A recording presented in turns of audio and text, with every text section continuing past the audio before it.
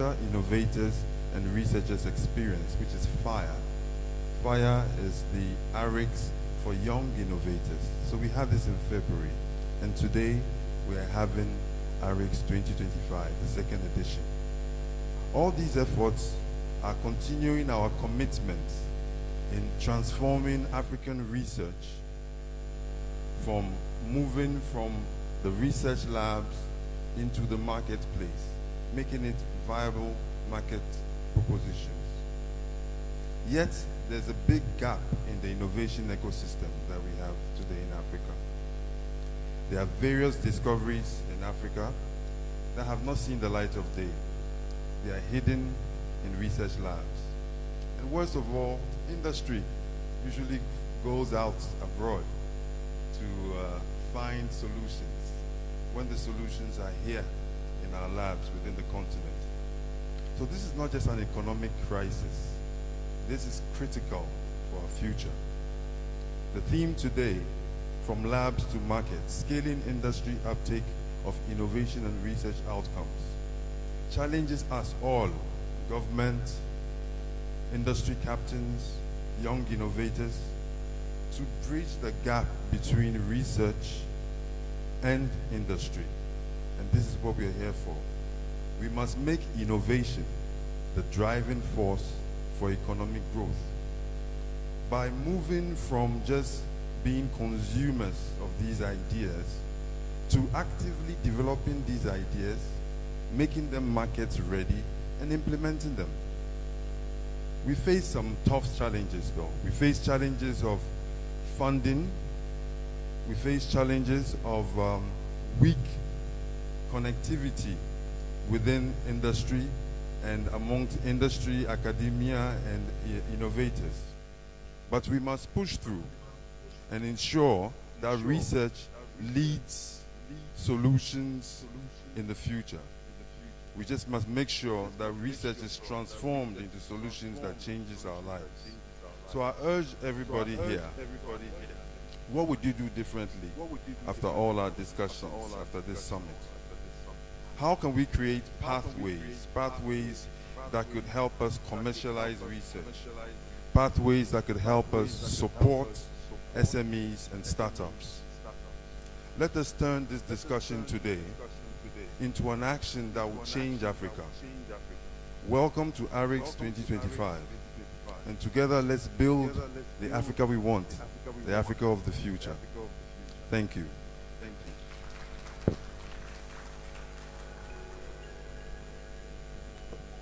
Thank you so much, Mr. Oklu. And now, ladies and gentlemen, he has said something that is absolutely pivotal, but I also wanted to add, while I introduce our CEO, many times you've heard it cannot be done on the continent, or many times you've heard, the continent doesn't have the research, there is not enough research, or there's not enough data. And perhaps we want to debunk that by not only having the necessary conversations over the next 2 days, but putting these conversations into action. So when you talk about action, when you talk about a thought, a dream, an ambition, and to converting it into action, you talk about the CEO of Heritage Labs. Ladies and gentlemen, joining us virtually from outside of the country, he is somewhere looking for more money for Heritage Labs, and so for that we will forgive him. Please kindly allow me to welcome the CEO of Heritage Labs, Mr. Derideen Dadzi. Derry?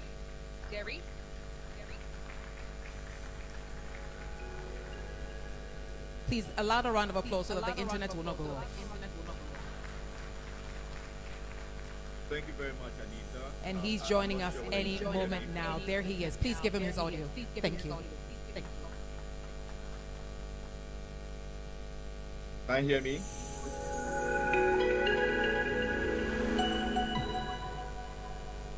Can I be heard? Can I be heard? Can I be heard? Can I be heard? Can I be heard? Can I be heard?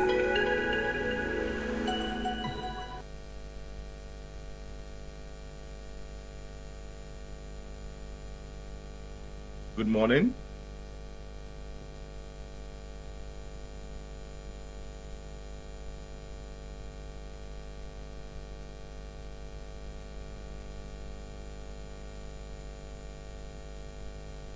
Yes, Derry, we can hear you live. Go right ahead.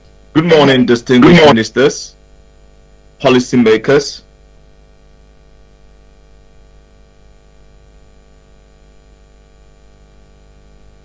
Power of technology. and all stakeholders gathered here. With great delight that I welcome you to Arics 2025. This year's theme, from labs to market, scaling industry uptake of innovation and research outcomes, is not just a concept, it is a call to action. It captures the essence of why we are here today. We must bridge the groundbreaking research and its real-world application, ensuring that African innovation fuels Africa's industries, economies, and societies. Standing before you today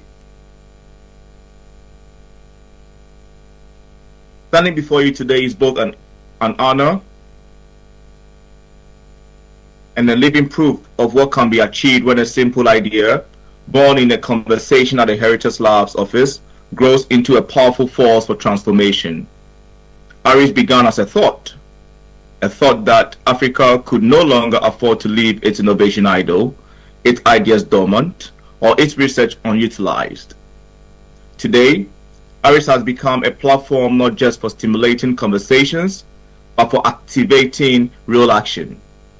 It is creating viable innovation economies that drive Africa's prosperity and global competitiveness. Let me extend my profound gratitude to our partners who have made Arics possible, particularly the RISA Fund and the UK Foreign, Commonwealth and Development Office. Their support has gone beyond funding. They have worked with us shoulder to shoulder as true partners.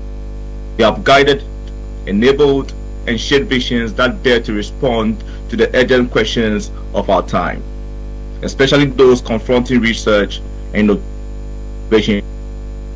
I also acknowledge with thanks the Ministry of Communications, Digital Technology and Innovation, the Ministry of Environment, Science and Technology, the Ministry of Trade and Industry, the Council for Scientific and Industrial Research, the Center for the Association of Ghana Industries, and the community is gathered here today.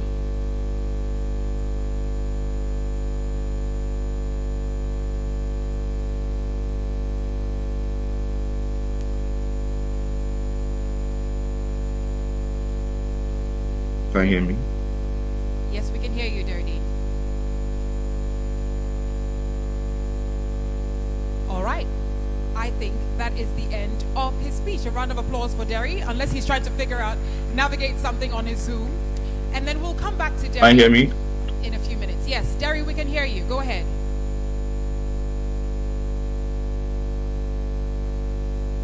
Okay, Barbara, just let him know that we're moving on. So if there are any challenges... Let me extend my profound gratitude to our partners who have made Arics possible, particularly the RISA Fund and the UK Foreign, Commonwealth and Development Office. Their support has gone beyond funding. They have worked with us shoulder to shoulder as true partners. They have guided, enabled, and shaped visions that dare to respond to the urgent questions of our time, especially those confronting research and innovation in Africa. I also acknowledge with thanks the Ministry of Communication, Digital Technology and Innovation, the Ministry of Environment, Science and Technology, the Ministry of Trade and Industry, the Council for Scientific and Industrial Research, the Association of Ghana Industries, the Kenya National Development Agency, and all collaborators who have supported us in pushing this vision forward. Ladies and gentlemen, I had intended to be with you physically today, but life had plans. In January 2024, my daughter was diagnosed with leukemia. We began treatment in Ghana, but by October, she had relapsed. Our health providers advised that we seek care outside the country as her condition had become too complex for the local system. By grace, we found path to the United States, and we are currently receiving treatment there. This journey has been one of the most painful and enlightening experiences of my life. I found myself asking why. Why did we have to send test samples to India to confirm her diagnosis? Why couldn't we access the best treatment, the best labs, or the best digital platforms to monitor her care in Ghana? In the United States, I witnessed sophisticated interventions T cells were extracted and re-engineered. Interventional radiology was precise and efficient. A system was in place where hospitals, private research labs, academia, industry and regulators worked in seamless collaboration. This personal ordeal made me realize that the gaps in Ghana healthcare system are symptomatic of broader systemic issues across our economies in Africa. In the United States, I saw firsthand how viable innovation economies function. Research is not an academic exercise, it is a lifeline. Industry funds and consumes research. Regulators enable it and not stifle it. Intellectual property is protected and innovation is a traded commodity. This leads to a painful but necessary question: why can't we have this back home? The data tells a sobering story. Africa invests a mere 0.5% of GDP in R&D, while the world pours in 2.2%. We sit in 60% of the planet's uncultivated arable land, hoard rare minerals the globe craves, and boast 1.4 billion mines of untapped brilliance. Yet, we export our problems and import their fixes. Africa accounted for just 3% of global patents in 2023. This is not just an economic limitation, it is a betrayal of our potential. The time has come for us to move beyond the past, beyond the scars of colonial histories, beyond excuses, and beyond the notion that Africa must always follow. It is time to declare a new mission to rewrite Africa's story. No more lamentations about what went wrong. We must now choose disruption. We must choose transformation. We must choose to defy the odds and pursue what many deem impossible within African context. Our warrior past must count for something. Let's push the frontiers of science, technology, innovation, and research. Let's launch rockets into orbit, build AI infrastructure that reshapes industries, and create sovereign cloud networks that secure Africa's digital future. Let's build genomic labs that develop life-saving cures to silence the next pandemic, and biomedical research hubs where breakthrough treatment come not from abroad but from our own sciences. Let us be brokers of our destinies and architects of our futures. We cannot continue to rely on aid to solve the simplest of societal problems. Our taxes, our resources, and our ingenuity must count for something. Africa holds some of the most valuable natural resources in the world, in both quality and quantity. It is time we leverage them, anchored by the brilliance of our scientists, engineers, researchers, and business leaders to deliver outcomes that reflect our true aspirations. The theme for this summit compels us to answer a fundamental question: how do we ensure that our labs do not remain intellectual echo chambers but become engines of industry transformation? How do we bridge the divide between research institutions and the marketplace, ensuring that our discoveries become economic drivers rather than forgotten footnote? Heritage Labs is committed to championing this change in collaboration with all key stakeholders. We must build more collaborative bridges. We must prioritize innovation commercialization. This is why we at Heritage Labs are working with our partners to establish the UK Africa Innovation Trust Corridor as part of broader Commonwealth Innovation Trust Corridor. This will enable scientists, innovators, and researchers to share, trade, mobilize innovation resources across borders with ease and transparency. Imagine visa regimes tailored for researchers, allowing them to overcome mobility hurdles and easily travel across borders. Imagine intellectual property robustly protected and industry linkages that are not only encouraged but also facilitated. Moreover, we must evolve how we deploy grant resources. Can we rethink grant mechanisms to support not just capacity building but entrepreneurial and infrastructure development as well? Workshops might be balanced with targeted hands-on training that surgically addresses our most pressing challenges. Africa must now taste the pudding by eating it.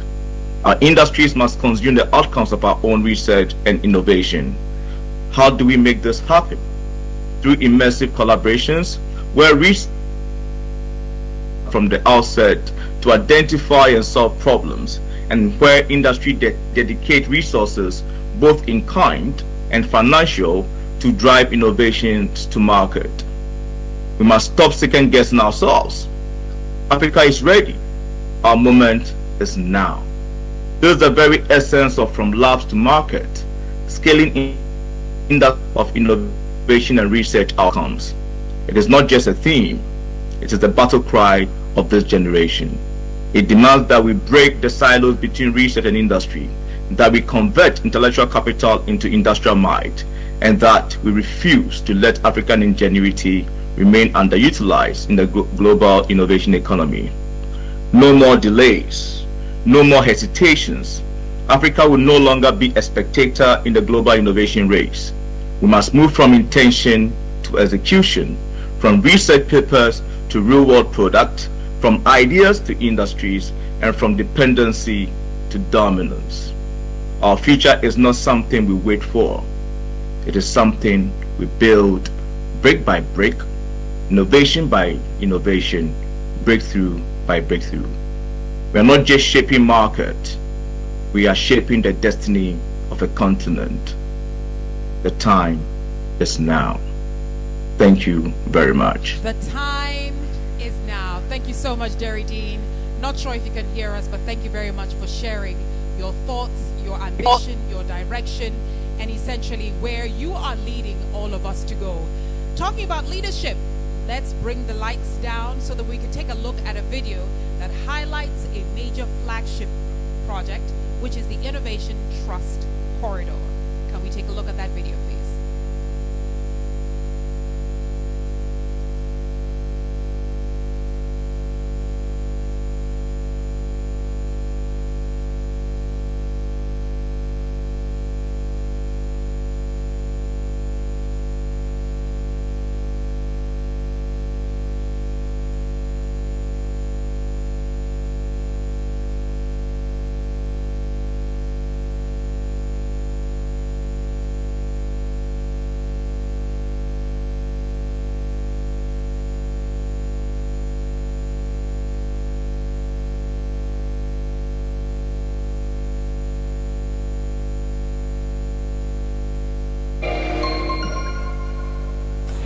From the bustling streets of Accra to the tech hubs of Nairobi, from the innovation labs of Lagos to the research centers of London, breakthroughs are happening every day. But innovation alone is not enough. The real challenge? Turning great ideas into real impact together. The Innovation Trust Corridor (ITC) is a strategic innovation-led economic alliance dedicated to accelerating innovation co-creation, facilitating trade in intellectual property, and fostering the shared use of innovation resources and infrastructure. The ITC will provide critical policies and infrastructure to support shared innovation among participating countries, fostering mutual growth. By aligning policies, funding, and knowledge, we are creating a new pathway where innovation thrives and economies grow. Innovation, collaboration, prosperity. This is the Innovation Trust Corridor. Welcome to the future.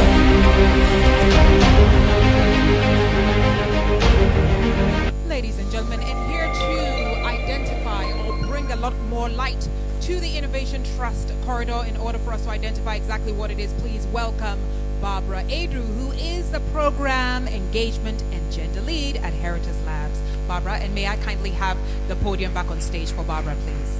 Thank you very much. Thank you very much. So as she rightly introduced me, I'm Barbara Adru. I think many of you have probably seen my name in emails. I'm the Program Engagement and Gender Lead at Heritage Labs. But before we start with the ITC, which is the Innovation Trust Corridor, I'd like us to do a simple exercise. So when I say Arics, you say giddy giddy giddy giddy giddy.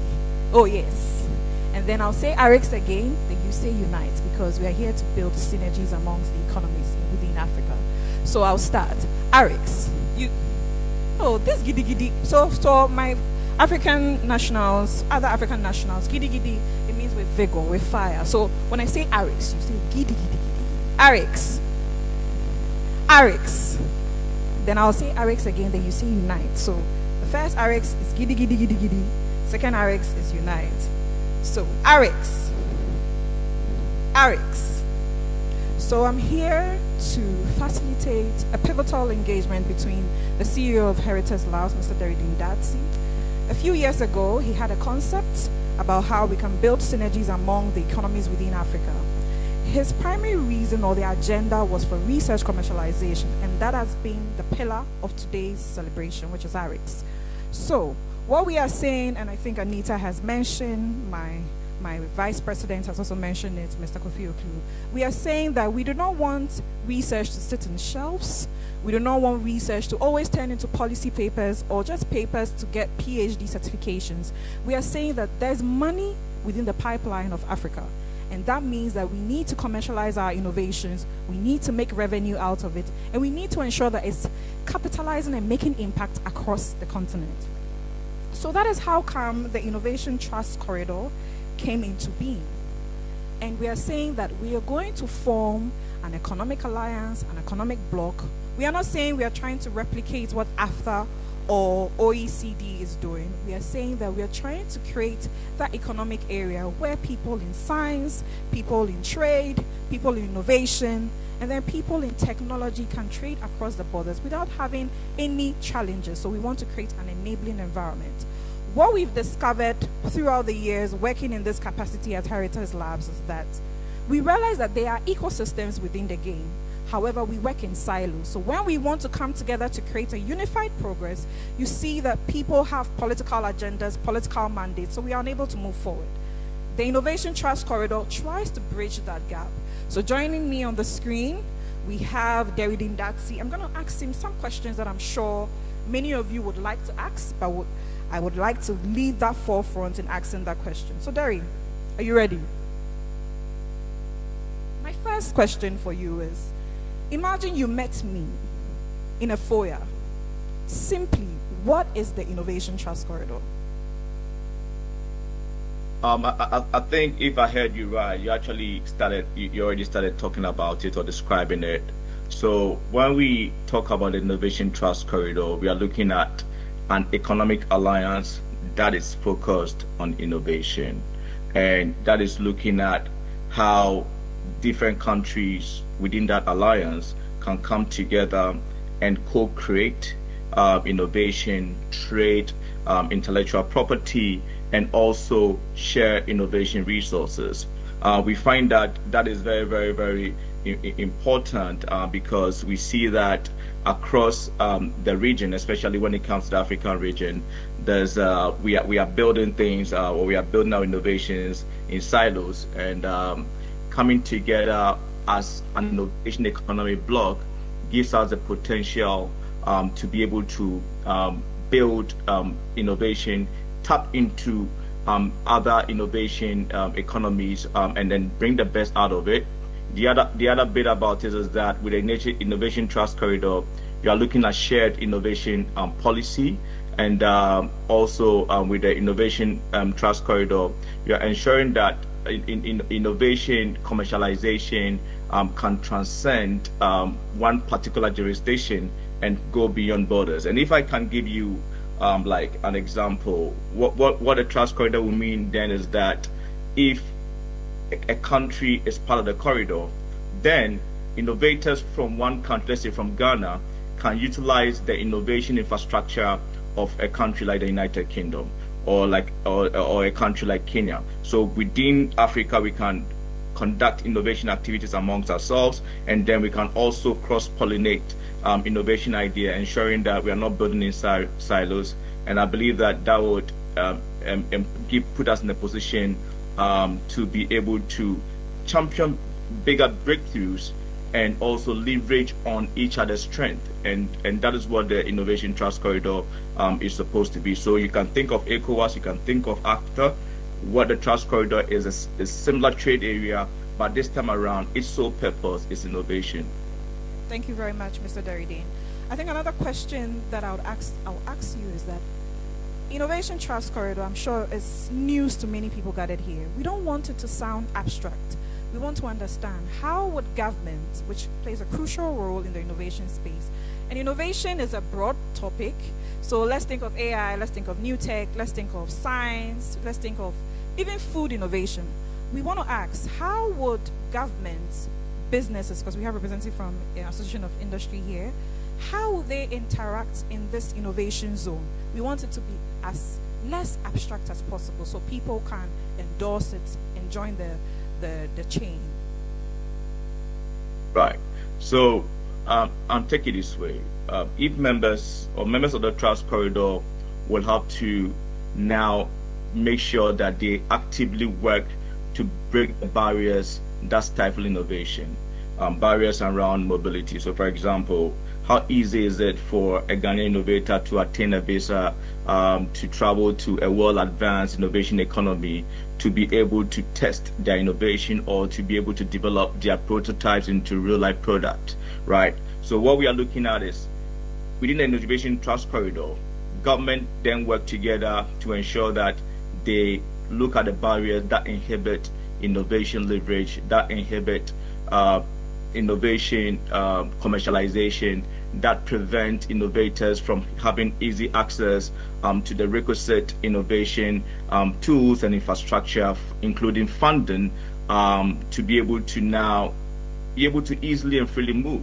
So one of the things I spoke about is cross-border innovation. People, like let's say the UK having special visa regimes for innovation entrepreneurs, for researchers, because we see that is a very critical problem within the economy and the innovation economy. We are looking at funding, making sure that funding or the resources that are allocated to innovators and research is easily accessible to innovators. What it also means is that anything we are looking at policy harmony. What are the best policies in the different countries that are making them better innovation economies? How come certain countries are able to generate more patent? If you look at Ghana, we have very limiting patent regime. We don't have a lot of innovation institutions and researchers actually patenting their work.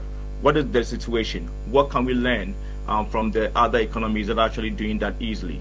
So the Trust Corridor is supposed to provide the pathway, to provide that kind of framework and easy enclave for innovators to be able to access all these facilities, all this know-how, all these policies, to ensure that they can then advance their innovations from what exists in their heads or what they've been able to do in their small corner in Ghana or in a certain research lab in Ghana, to be able to propel such innovation, have access to the right requisite infrastructure to be able to move these innovations from their mind through the research onto onto market. And the Trust Corridor also looks at bringing different value chains within the innovation economy together. So within the Trust Corridor, you're looking at the intellectual property value chain, you're looking at the product development value chain, you're looking at the marketing value chain, looking at the value-added intermediation value chain.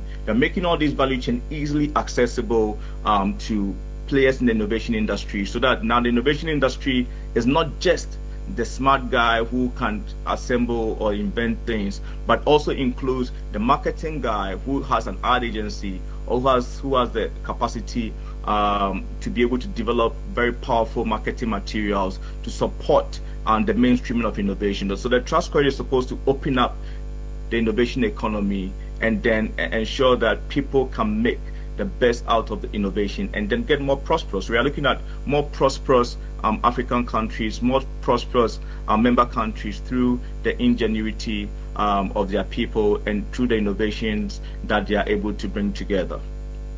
Thank you very much, Derry. With Heritage Lab, so we are saying that the Innovation Trust Corridor would be that enabling environment where we can thrive together as a continent. Here, one of our mantras at Heritage Labs, we are a bunch of young people who are dedicated to lead the forefront. And what people tell us as impossible, we say is possible. So I'd like to ask Mr. Deridin Datsi. We all know that the ITC is an ambitious project. We know that it's not going to happen overnight. Where are we now in the ITC journey? And what needs to be done? What are the next steps for us? And what are the next steps for people who also want to join us?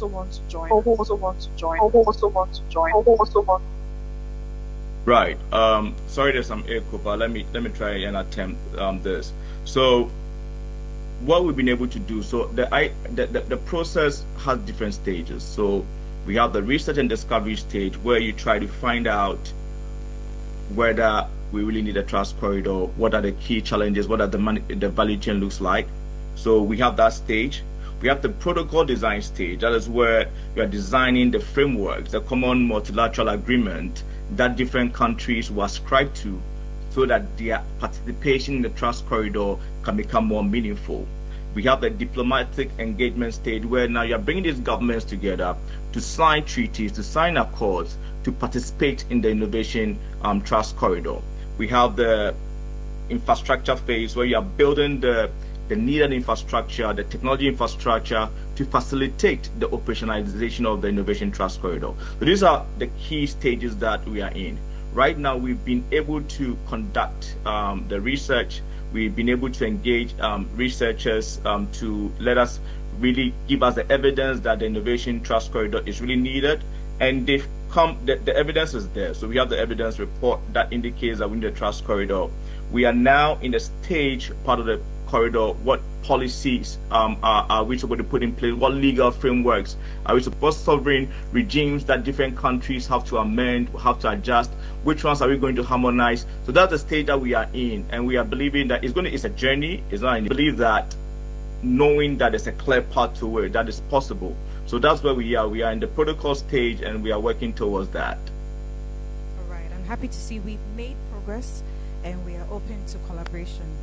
My last question for you is, we all say, Africa has, become the hub of raw materials, export materials. What will the ITC do? What would it make Africa as a hub for innovation? Right. I think that what the ITC offers us is it will enable us to flip the narrative. We will no more export our problems and then import it fixes. What the ITC will do is that it will also empower researchers to dream big, knowing that there are no barriers or the barriers that inhibit them from being able to translate their great ideas into products that make the lives of people better, that enriches communities, and that enables us, become more competitive and contribute to global innovation economy. That is what the trust corridor will provide our African inventors and also our researchers. What it will also mean is that the members of the corridor will have access to the requisite infrastructure. More resources will pour into the innovation economy, because I think one of the key things about investors and people who want to play in any innovation market is they want predictability. They want to see structure. They want to see that when they put in the resources, there's going to be an outcome. The trust corridor encourages that, because it provides a more formalized, structured organism, that can then stimulate and churn out a lot more productive innovation outcomes. Currently, we don't have that. Currently, we have data that innovators are churning out, but it's not available to other innovators to leverage. Currently, there's not much collaboration when it comes to co-creation. So you realize that different innovation markets are doing the same thing. And the key question is, if these innovation markets were collaborating, if these activities in the different innovation market were evident to other innovators, then we can stimulate more collaborations. So with the trust corridor, we're going to see more collaboration. We're going to see more mediocre scientific activities now become very grandiose scientific activities that can move the African continent forward. With the trust corridor, we are hoping that then when it comes to narratives about AI, having our own LLM models, having our own powerful AI infrastructure, looking at space, looking at deep science, the trust corridor will stimulate that kind activity, such kind of conversation, and it would reduce it will assuage the fears of African innovators to dare to dream. So we are hoping that African innovators will dare to dream and will be able to have access to all the innovation resources that can enable them and empower them to translate all the great ideas they have to powerful new outcomes, powerful new innovation output that can touch the very lives of the African people. And that's what the Innovation Trust Corridor stands for. We stand for prosperity, we stand for collaboration, and we start to see an Africa whose people are taking, full charge of their own destiny. So in the next 100 years, when we tell our stories, we'll not be giving excuses, but our posterity will judge us for turning things around and making Africa a big global player in the innovation economy. So that. All right. Thank you so much, Terry. Thank you That's so much, it. Terry. So Thank as you so we- much, Terry. Thank you so much, Terry. Thank you so much, Terry. Thank you so much, Terry. My sincere apologies. Technology is at its best. So as we draw the conversation, when I speak,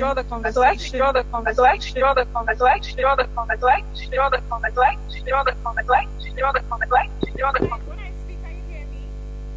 Can everyone hear me? Or you want me to- Hello? Okay.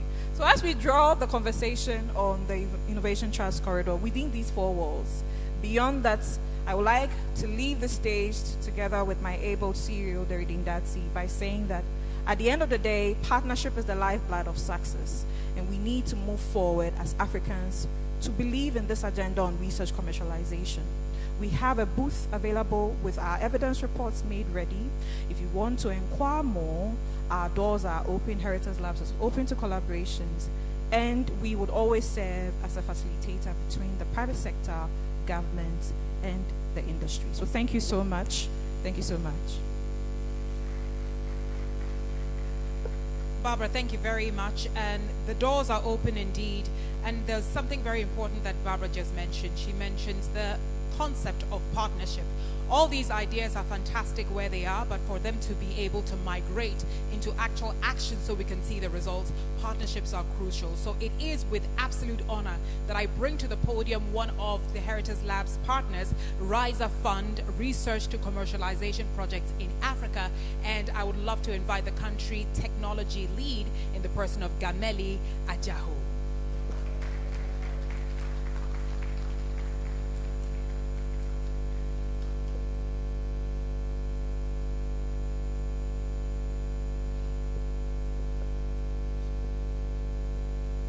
Very much. I think in the previous address, somebody said that Africa's time is now. And if you understand Ewe, you understand the meaning of my name. You see the importance and significance of time. So, distinguished invited guests, fellow Africans, I'd like to wish you a good morning. Welcome to Accra, Ghana, for the 2025 edition of the Africa Research and Innovation Commercialization Summit. Here in Ghana, we welcome people by saying Akwaba. So Akwaba. Ghana is home to Pan-Africanism. And as Africa places more emphasis on research and innovation as a paradigm to development, it is noteworthy that we are also trying to drive this regional initiative.